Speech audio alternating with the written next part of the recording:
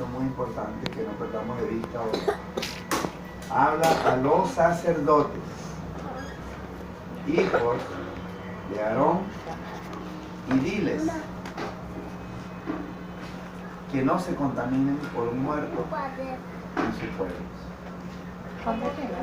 mas por su pariente cercano, por su madre o por su padre o por su hijo o por su hermano o por su hermana virgen, a él cercana, la cual no haya tenido marido, por ella se contaminará. No se contaminará como cualquier hombre de su pueblo haciéndose inmundo. No harán tonsura en su cabeza, ni raerán la punta de su barba, ni en su carne harán rasguños. Hasta ahí vamos a ver. Espíritu Santo de la gloria,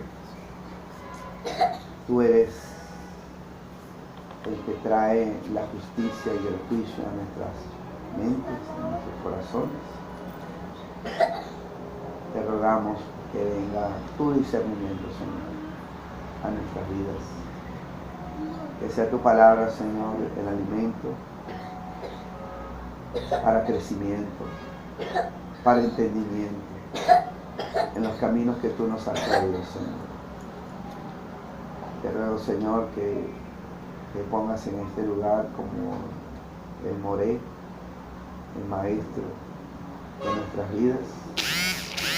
Seas para nosotros, Señor, de bendición y de crecimiento a través de tu palabra. Te lo rogamos en el nombre de Yeshua, nuestro Señor. Amén. Gracias. Bendito sea el Eterno.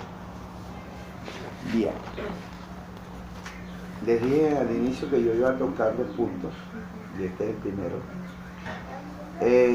Si ustedes leyeron la parashá esta semana, van a encontrar muchas similitudes con la parashá de la semana pasada. Algunas mitzvot se repiten. Pero de acuerdo a la opinión de varios rabinos, hay algo que el Eterno quiere resaltar en esta parashá una vez más. Y eso está en el versículo 5. Ya va, disculpen. Amado, ¿no te han dicho nada? Fíjense ustedes la enseñanza como parte aquí. ¿De dónde salían ellos? ¿De dónde venía este pueblo antes? De Egipto. De Egipto. ¿Qué había en Egipto? Esclavitud. Esclavitud. Y a nivel religioso, ¿qué existía en esa nación? Idolatría. Mucha idolatría. También existía brujería.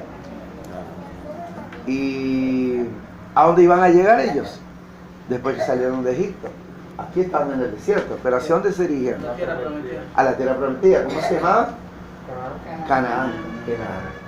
¿Qué representaba Canaán? ¿Qué había religiosamente en Canaán? También había idolatría. Entonces yo te saco de un lugar de idolatría donde tú eras esclavo, ahora eres libre, pero vas a ir a una tierra en donde hay idolatría. Pero la función va a ser distinta ahora. Allá eras esclavo, pero aquí tú tienes, si eres libre, y tienes que erradicar ese espíritu que hay en esa tierra de Canaán. Eso se lo dice el Señor de una forma general a su pueblo. Pero cuando nosotros nos centramos aquí, ¿a quién o a quiénes vienen estos mandamientos? ¿Al pueblo o a los sacerdotes? A los sacerdotes. Entonces, hay unas funciones que tiene que cumplir el pueblo de una forma general y hay otras funciones que tiene que cumplir el sacerdote.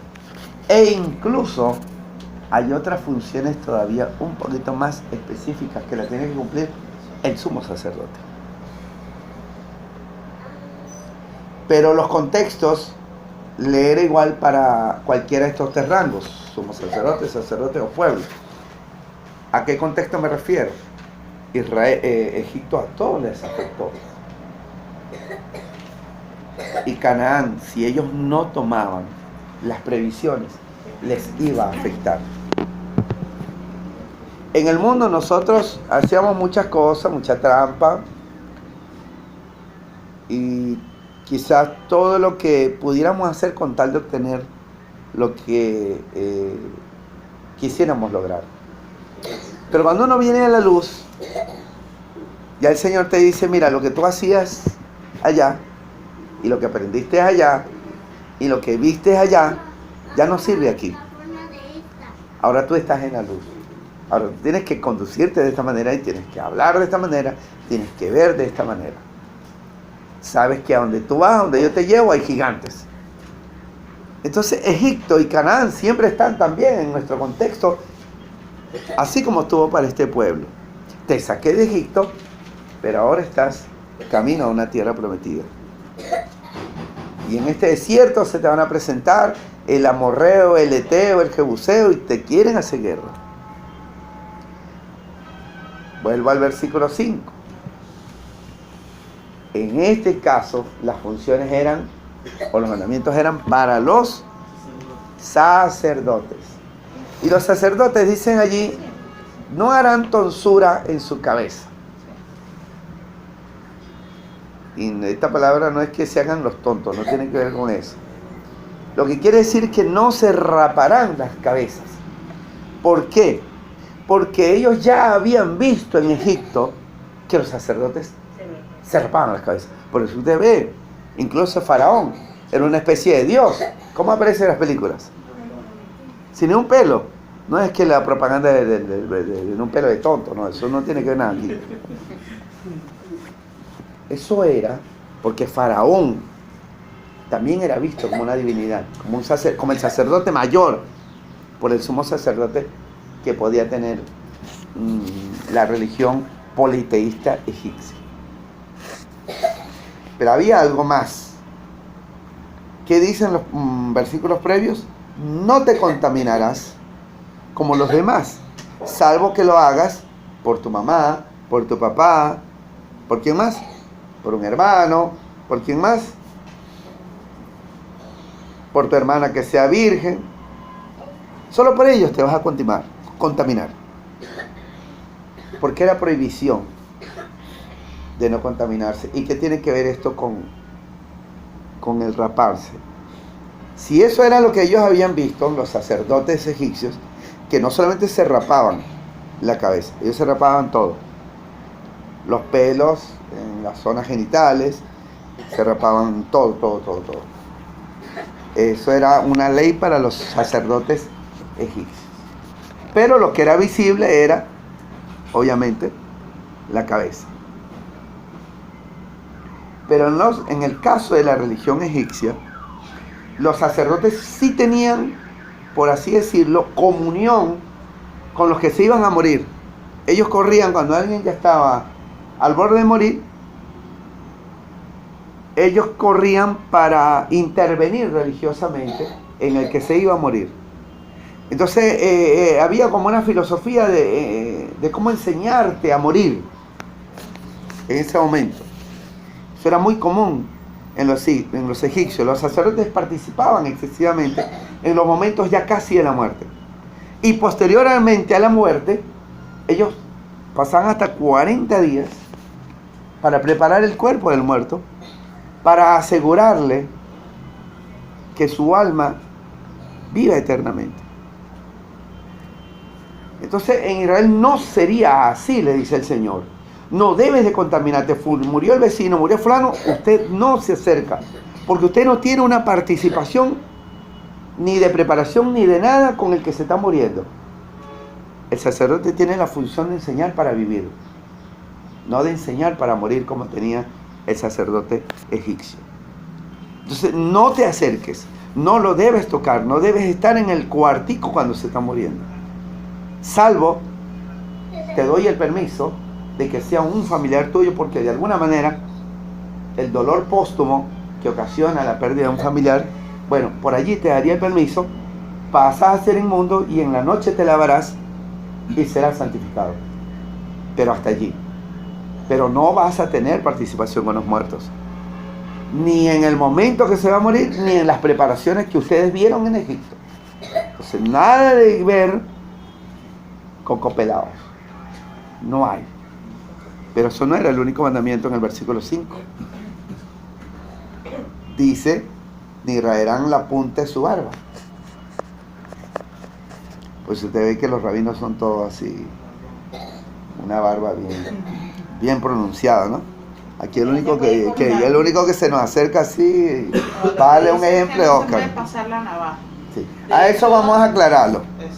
Entonces, pero si todos los judíos no todos tienen barba. Y es que se ha llegado a la conclusión, cierta rama dice que no es arrancar el cabello, el pelo de raíz. O sea, tú te puedes afeitar, pero ahí queda su raíz. Por eso que se permite afeitarse. Pero bueno, en todo caso es una interpretación para hablar del afeitarse en esta.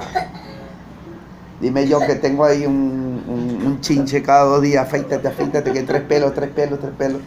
Imagínese. Es que le sale por aquí, Sí. después le sale por aquí. ¿Cuál es el tercer mandamiento en este versículo?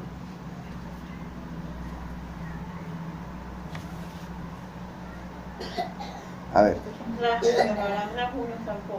Ok. Una cosa fue lo que vieron en Egipto, que todos se rapaban. Ustedes podían ver que la cabeza estaba peladita. Ustedes no pueden hacer eso. Ustedes no se pueden contaminar por los muertos. No hay forma. Pero ahora ya ustedes salieron. ¿Y a dónde van? ¿Saben cómo es la cosa con los muertos? Que ellos se cortan. Los sacerdotes se cortan la piel en dolor por el muerto. Y en ese sangrado ayudan que el alma del cananeo tenga vida en la otra vida. Bueno, eso que ustedes verán también, eso está prohibido por ustedes. Ni van a hacer ustedes como sacerdotes lo que vieron en los sacerdotes egipcios, ni tampoco tienen que hacer lo que verán en los sacerdotes cananeos. Así como hacen en muchas tribus que se hacen una piel de cocodrilo y que se... Horrible. Así Porque es. se Así es. marcan. Así es. No tiene que hacerse nada en el cuerpo cuando se te presente por un muerto, porque no es su función de ustedes como sacerdotes. La vida que ustedes llevarán es enseñarles a ellos mi Torah, pero nada que ver con la muerte, ni con la forma egipcia, que era la del rapado, ni con la forma cananea, que era la del corte en el cuerpo. Por eso que está prohibido. Esto es importante. ¿De dónde viene el contexto de este versículo 5? Era, el trasfondo era lo que ellos habían visto en Egipto y lo que veían en Canaán. Una vez viendo todo esto, ahí me lleva a pensar, ¿no? ¿Cómo es que viene muchas veces la interpretación? Siempre la vemos literal, pero nunca nos preguntamos el por qué. Ah, no, bueno, no me voy a afeitar porque lo dice la palabra, pero ¿por qué te lo manda Dios? Dios siempre tiene una razón para mandarte, o incluso para privarte de algo. Porque recuérdense que todos los mandamientos no son para hacer. Hay mandamientos que no debes de hacer, lo que se llama mandamiento negativo, en donde Dios te dice no hagas, y el otro es, y los positivos son los que te dice Dios haz, de los 613. Aquí tenemos que tener mucho cuidado, porque algunos son muy radicales y entonces interpretan de que el que es sacerdote no debe andar, ¿no?, todo rapado. El asunto es siempre buscar la esencia de por qué Dios te manda hacer eso. Hoy esto aplicaría a nuestros contextos. Es una buena pregunta, que solamente el Espíritu Santo y con su dirección uno puede decir, sí, mira, entonces todos los que van para el ejército, imagínense, son creyentes.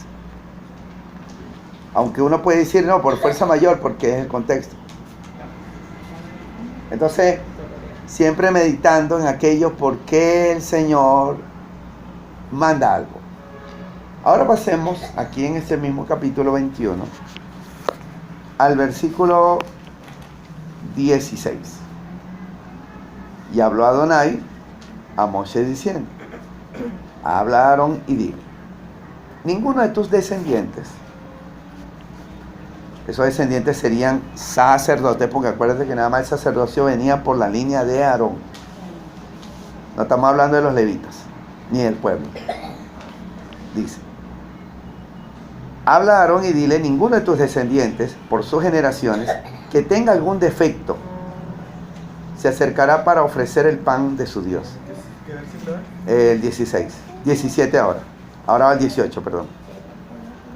Porque ningún varón en el cual haya defecto se acercará, coma, varón ciego, o cojo, o mutilado, o sobrado, que quiere decir que tiene un miembro de más, o un hombro más grande, o varón que tenga quebradura de pie, o rotura de mano, o jorobado, o enano, o que tenga nube en el ojo, o que tenga sarna, o empeine, o testículo magullado. Ningún varón de la descendencia del sacerdote Aarón, en el cual haya defecto, se acercará para ofrecer las ofrendas encendidas para Adonai. Hay defecto en él, no se acercará a ofrecer el pan de su Dios. Si el corderito, si la ofrenda tenía que ser perfecta, ¿qué se esperaba del sacerdote? Tenía que ser perfecto también. Tiene que ser perfecto. Ahora, ¿eran desechados estos No, sacerdotes? ¿Los que tenían algún defecto? No. Nos dice el versículo más adelante, 21. Perdón, 22. Del pan de su Dios, de lo muy santo y de las cosas santificadas, podrá comer. Tendrá el sustento. ¿Ok? Pero no se acercará tras el velo, ni se acercará al altar por cuanto hay defecto en él, para que no profane mi santuario, porque yo, Adonai, soy el que lo santifico. Y ahí cierra. Y se abre la pregunta: ¿por qué no puede participar el que tiene defecto? ¿Y por qué sí puede comer el pan? Si está defectuoso, no debería ser sacado, ¿no? Pero sí puede comer el pan. Vamos a valorar esto. Vamos un momentico a Malaquías y volvemos otra vez a Levítico. Malaquías 1. Malají, sí. Malají, el último libro. Está antes de Apocalipsis. Entre Génesis y Apocalipsis. No, antes de Génesis. ¿El capítulo? 1. Malaquías es el último. Desde el 6. ¿Capítulo? 1. 1:6. 1:6. Fíjese que hay un título que dice: Adonai reprende a los sacerdotes.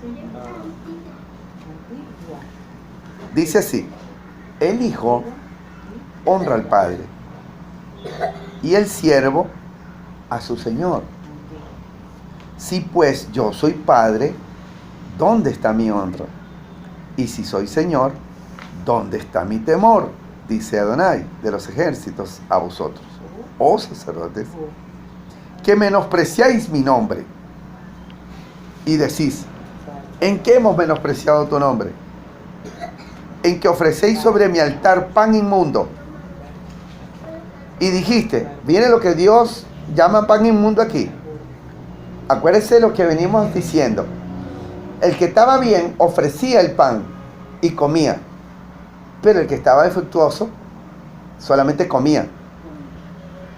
Versículo 8. Perdón, el 7. ¿En qué ofrecéis sobre mi altar pan inmundo? Y dijiste: ¿en qué te hemos deshonrado? ¿En qué pensáis que la mesa de Adonai es despreciable? Y cuando ofrecéis el animal, ¿qué? Ciego. Ciego para el sacrificio, no es malo. Es malo. Pero el Señor se lo está preguntando a ellos: ¿no es malo? Asimismo, cuando ofrecéis el cojo o el enfermo, no es malo. Preséntalo pues a tu príncipe. ¿Acaso se agradará de ti? ¿O le serás acepto? Dice Adonai de los ejércitos. Volvemos a Levítico. Allí había una reprensión para los sacerdotes que ponían en el altar los animalitos defectuosos y deshonraban el altar. Entonces tenemos dos cosas. Dios no quiere ni las ofrendas defectuosas, porque este tipo de animalitos incluso hasta se remataba y se regalaba, no tenía ningún costo en algunos casos. Entonces eso es lo que yo voy a presentarle al Señor. Y David estaba claro en esto. Cuando dijo un día, ay, ¿cuánto daría yo por tomarme las aguas del Jardín? Y salieron 3 valientes y cruzaron el campamento de filisteos, quién sabe a cuántos filisteos matarían, y trajeron del agua. Y se la dieron al rey. Y David dijo, no tomaré de esta agua. ¿No me costó a mí? Y puse en peligro la vida de estos hombres. Dice que la derramó delante del Eterno. Lo honró al Eterno, derramando esa agua. Entonces, cuando uno da una ofrenda, no es nada más el dinero. Cuando uno tiene un especial, prepara un canto, ¿qué tanto te cuesta prepararlo? Cuando tú tocas, ¿qué tanto te cuesta tocar? ¿Qué tanto sentimiento le rindes al Señor preparando lo que tú le quieras dar al Señor? Ese no hay sacrificio, no hay preocupación. Yo le decía hoy a mi esposa, porque me dice, se para no sé qué hora, me encuentra en el mueble y te estás durmiendo. Y dije, bueno, yo dije, pero me tenía que parar temprano porque tengo un compromiso. Así es, a veces nos estamos durmiendo y yo pudiera decir, voy a seguir durmiendo porque mi cuerpo me pide dormir. Pero ¿dónde está el sacrificio de lo que tú haces para el Señor? Sacrificas tu comodidad. Y las ofrendas iban por esa línea. ¿Qué tanto te cuesta? Compras el corderito, sacas el corderito, el más gordito. Abel presentó la mejor ofrenda, dice la palabra. El más gordo, él podía haber traído una oveja y ya cumplía con eso. Pero dijo que trajo el más gordo. Esas son las cosas. El Señor siempre reprenderá, y es que el creyente menosprecia. No es como dice, bueno, como dicen las cosas, por ejemplo, en el vivir de uno es de que cuando uno hace una cosa, para el Señor, ¿no? Sí, claro. No necesariamente. Cuando tú le haces un favor a un hermano, ¿cómo se lo haces? Así, eso es tan sencillo como eso. Lo estás mostrando. Claro, porque si se lo hace a él, se lo hace al Señor. Por eso que Dios bendice. ¿A quién? ¿A quién bendice el Señor? Al humilde. ¿Y qué pasa con el altivo? Lo humilla. Mire, cuando yo pastoreaba ahí en Caracas, había una hermanita que cuando llegó a la congregación como nueva, era muy buscadora de las cosas del Eterno. Su hija sí había llegado unos meses a los caminos del Señor, pero llegó a una iglesia que llamamos grilluda, no sé si me explico con el término. Era muy común ese término entre las iglesias evangélicas. Iglesia grilluda, ¿qué es grilluda? ¿Qué es grillo? Estricto. Que le ponen los grillos como un preso. Ya. Ortodoxa, pues. Vamos a hablar un término más mesiánico. Sí, ortodoxa o grilluda en términos evangélicos. Este sí es grilludo. Dentro del evangelio se decía, esta iglesia es grilluda. Ajá, entonces a la hermanita esta no le gustaba mucho la iglesia de Silvania. A lo mejor es José Calderón. Y entonces cuando viene a la congregación a través de mamá que se la gana para los caminos del Señor, comienza la congregación muy bien, una mujer de mucha oración, pero llegó un momento, y escuchen esto para que no pierdan el hilo de donde yo quiero llegar, es que ella de vez en cuando visitaba a la iglesia de su hija. Entonces cuando venía de allá venía trastornada, porque una iglesia grilluda aplica mucho mandamiento de hombre, ¿no? Entonces me venía y me confrontaba, pastor, pero ¿por qué aquí en la congregación no se hace así que la palabra? Dije, amada, eso que tú me dices, ¿en qué parte de la palabra está? Vamos a la palabra y yo te puedo decir si lo estamos haciendo o no. Y había ese conflicto. Y tenía otra debilidad, que le gustaba visitar muchas iglesias. Entonces cuando tú visitas tantos lugares, agarras informaciones de tantas corrientes, que llega un momento que los cables se te fusionan y se te fulmina el cerebro. Y doctrinalmente no sabes que tienes mucho, pero no sabes dónde pararte. A los 2 años el conflicto con ella se iba acrecentando, porque incluso yo la propuse para líder, porque de verdad era una mujer que buscaba de Dios. Y el cargo en el liderazgo le dio como que ella adicionó un crecimiento que no debía haber adicionado. Llegó a un punto de estar altiva. Y en ese punto la llevó a decir en un momento dado, pastor, me voy de la congregación. ¿Por qué te vas, hermanita? Porque nunca estamos de acuerdo, pastor. Perfecto, amada. Déjame entregarte en el altar con una oración y te damos tu carta. Perfecto. Y en adelante, las veces que yo me la encontraba en la calle, hermanita, ¿cómo estás? Me volteaba la cabeza y la vez que me miraba por sobre el hombro. Y después yo me mudé para San Martín, dejé Katia, ella seguía viviendo en Katia, pero mamá quedó en Katia viviendo. Y siempre, por razones de mi mamá, siempre y su visita que hacía tenía que ir para Katia. Y siempre tenía que estar saliendo por el metro de Gatonero, siempre. Y a los años, 3, 4 años después de todos los sucesos, un poco más, creo que 7, 8 años, ya yo había entregado la obra y estaba en otro trabajo ministerial. Me la encuentro en el metro. Y en una volteada de ella me tropiezo con los ojos de ella mirándome y yo la quedé y nos miramos. Le digo, hermanita, el Señor te bendiga. Y veo que me responde, pastor Oscar, Dios te bendiga. Yo sorprendido. Y se acerca, da un paso y nos damos la mano. ¿Cómo estás, hermanita? Y me dice, pastor, me mataron a mi hijo.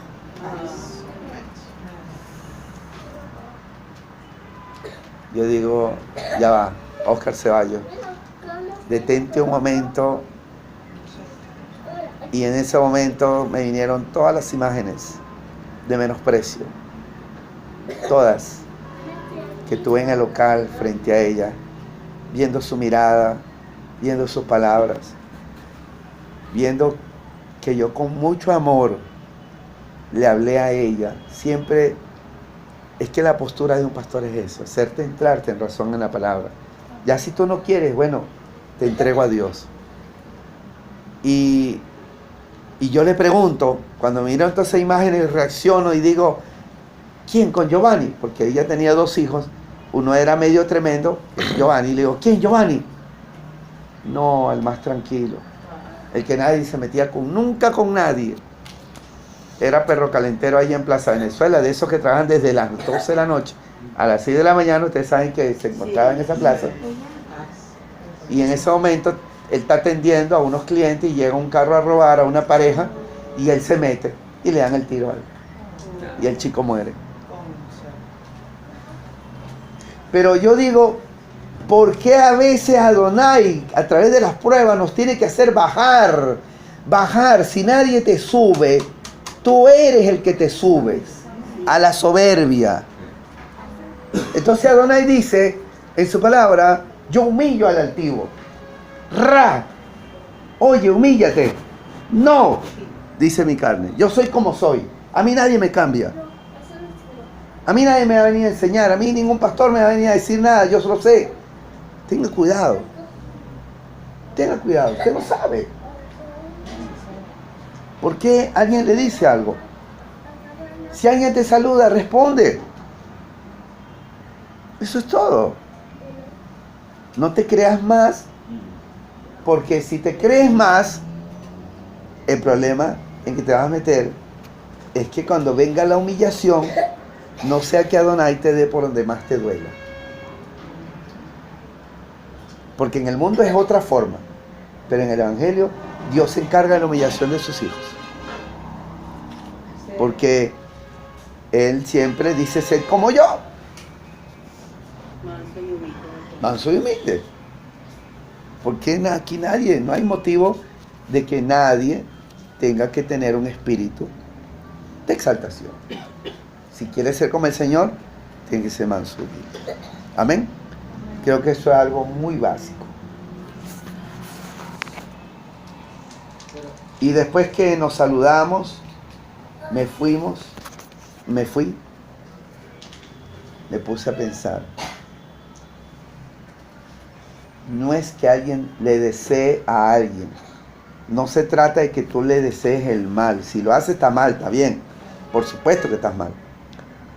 El asunto es cuando Dios pesa las cosas. Y eso es lo que nosotros tenemos que tener mucho cuidado. Porque por ahí le dio a Adonai. ¡Pam!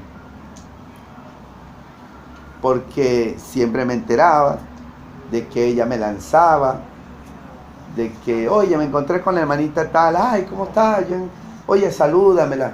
Bueno, si se puede, en estos días me la encontré y está hablando usted, bueno.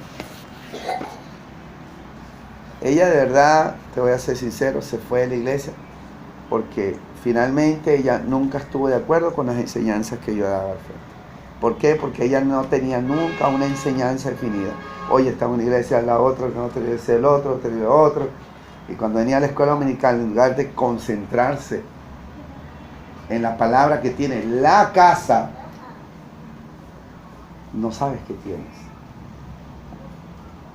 Que terminas creyéndote que sabes todo y el enemigo por ahí es que presa fácil. Por eso es mejor no decir no sé nada a que decir yo sé. Es preferible. Y me ha pasado muchísimas veces. Pero es que tú sabes eso. Bueno, de verdad te digo, no sé mucho. No sé. Aún sabiéndolo. Por eso es hacerse maestro, dice Santiago, es meterse en un libro. Entonces el sacerdote, aquí, yo quiero aclarar algo.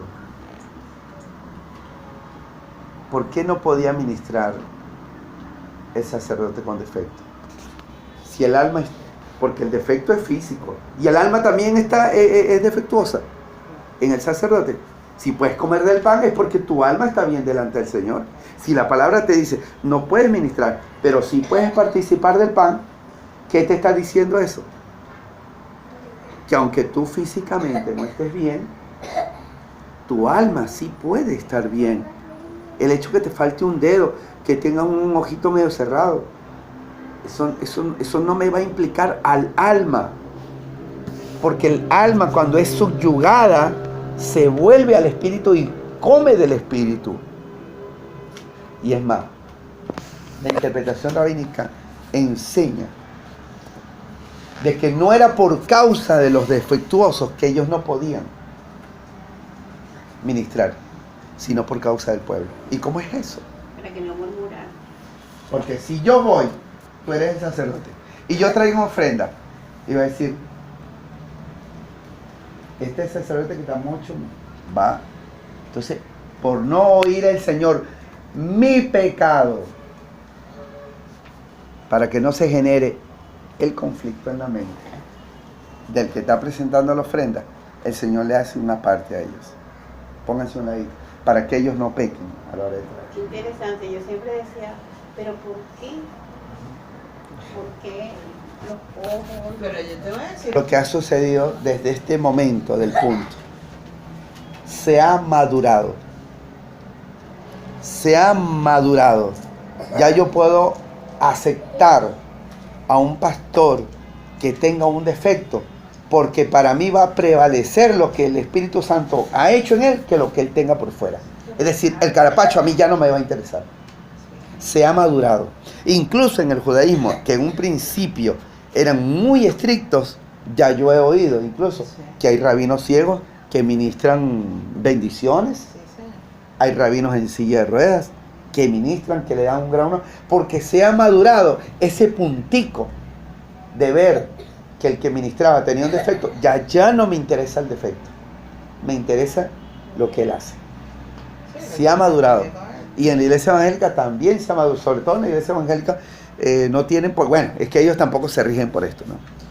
Ellos se rigen porque el Espíritu Santo está en el hombre y eso me basta. Pero en el judaísmo sí se ha madurado este punto de aceptar que un sacerdote o el que haga una función eclesiástica se le puede aceptar con cualquier defecto. Entonces, ¿cómo se ve si hay un crecimiento en alguien? Cuando ya lo que tú ves por delante no es lo que te interesa, sino lo que me interesa es lo que el Espíritu Santo traiga a través de esa persona. Amén. Ahora, tienen que ver eso con la ofrenda. La ofrenda también, eso me da pie a que la ofrenda sea defectuosa, porque si ahora yo veo que el sacerdote puede tener algún defecto y a mí ya eso no me interesa, eso es un segundo plano, a mí me interesa lo que traiga a través del Espíritu Santo, ¿la ofrenda entraría en el mismo canal? No. Porque una cosa es que yo madure con respecto al que me está ayudando a ofrecer la ofrenda. Pero si se trata de mi ofrenda para el Señor, independiente que sea uno defectuoso o no, el que me ayude a llevarla, mi ofrenda sí tiene que ser de agrado, tiene que ser con pureza, sin defecto, no a la ligera, no a la carne, no para que lo vean los hombres, nada de lo terrenal.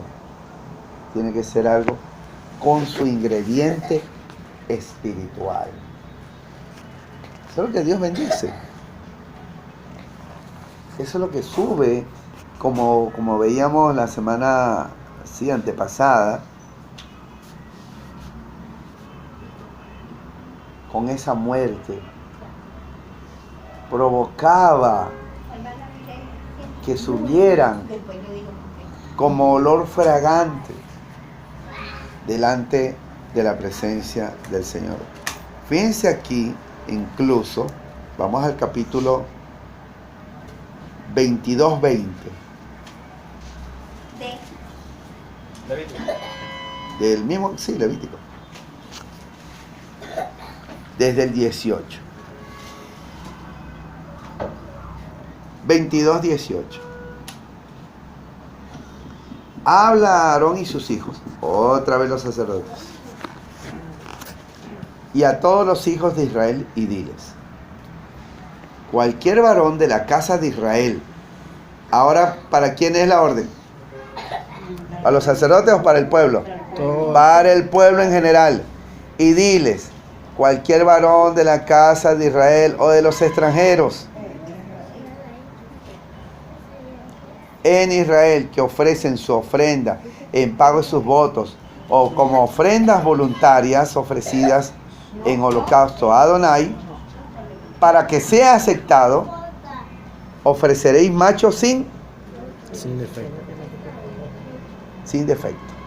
De entre el ganado vacuno, de entre los corderos o de entre las cabras. Ninguna cosa en que haya defecto ofreceréis, porque no será acepto por vosotros. En este caso los sacerdotes.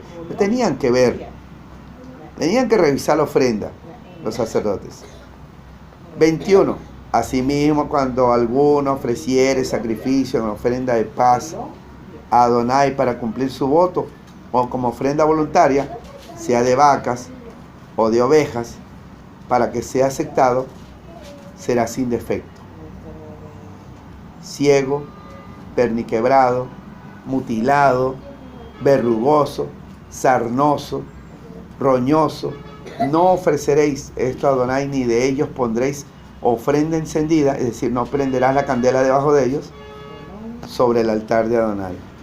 Buey o carnero que tenga de más o de menos, podrás ofrecer por ofrenda voluntaria, pero en pago de voto no será acepto.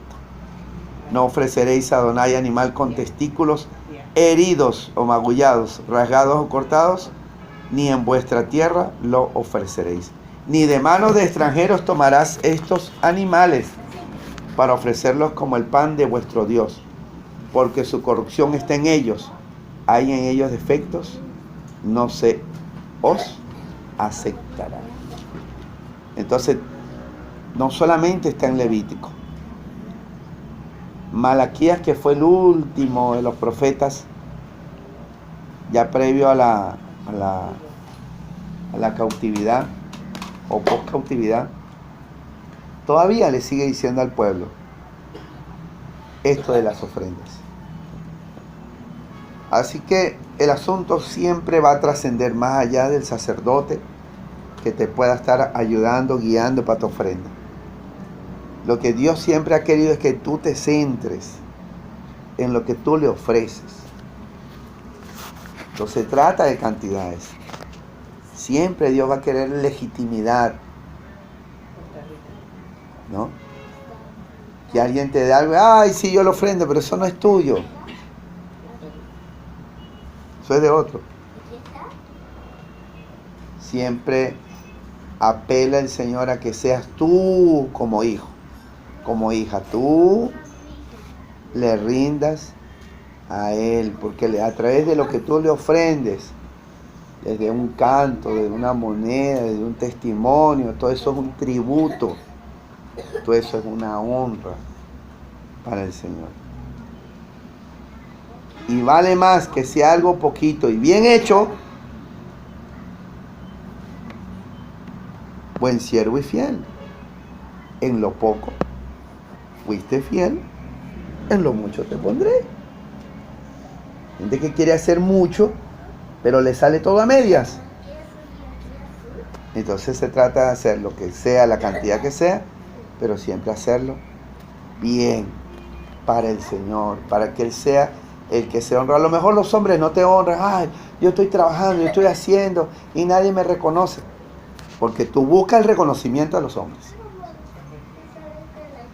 Pero cuando uno lo hace para Dios, no importa, dice, bueno, yo sigo haciendo. Si el pastor se dio cuenta o no se dio cuenta, bueno, pero Señor, tú sabes que lo hago para ti. Y eso es lo que vale delante de la presencia del Señor. Así que, amados, yo quería nada más tocar estos dos puntos. El primero, que tiene que ver con los sacerdotes y la función que ellos tenían para con los muertos y en los eventos de que tenían que ver para morir la persona, y también con lo que se ofrece al Señor. Esta es una parashá muy rica que termina hablando de las fiestas de Adonai.